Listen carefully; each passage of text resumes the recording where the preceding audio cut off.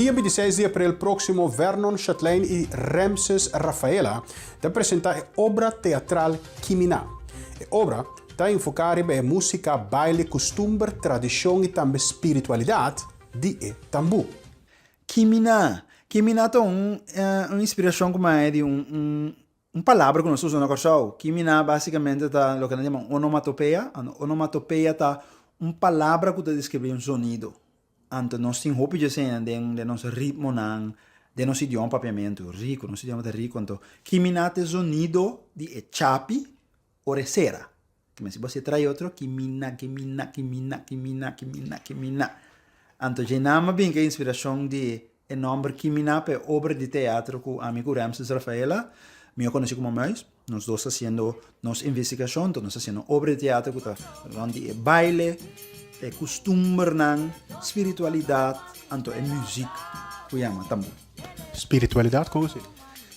Espiritualidade, interessante também para mencionar. Tambu batating of ting sua espiritualidade também, parte espiritual que está conectada com o fenômeno tambu. Então, se você mira rond intermundo eigenlijk, pero van papel de Caribe, so tour tambu of fenômeno que está existir tambu, anto baile, anto canto, sempre tem parte espiritual que está conectada com natureza, está conectada com de hirnamal, está conectada com sorto de fuente de poder. Anto nós também temos aí, também existe em Caribe de diferentes formas, de diferentes nomes, nós também temos uma coisa, esta roupa escondi, e mistério vai esconder para sua sobrevivência também, só a roupa oprimir também, dor de missa católico, dor de missa cristiana, dor de hasta o governo não, como bisa de tempo governo holandês, que estava colonial, para mim governo colonial. Que me parte e também nós também tem diferentes elementos de que tu ainda pode reconhecer Florida Water bijvoorbeeld, botin água Florida, botin bo bela nang nós tudo se conhece com isso. Então essa é a parte espiritual de conexão que nós temos.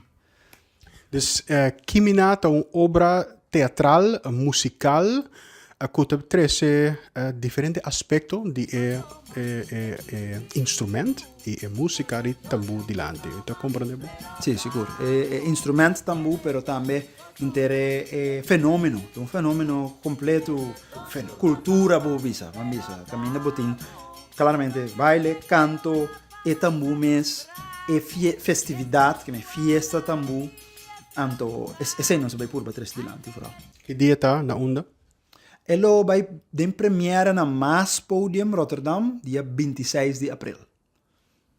Então, você vai Caribe com ele?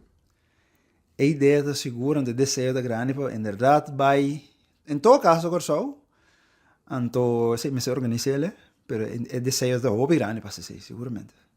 Pero, danke para o tempo, Turcos. Danke, Marcosani.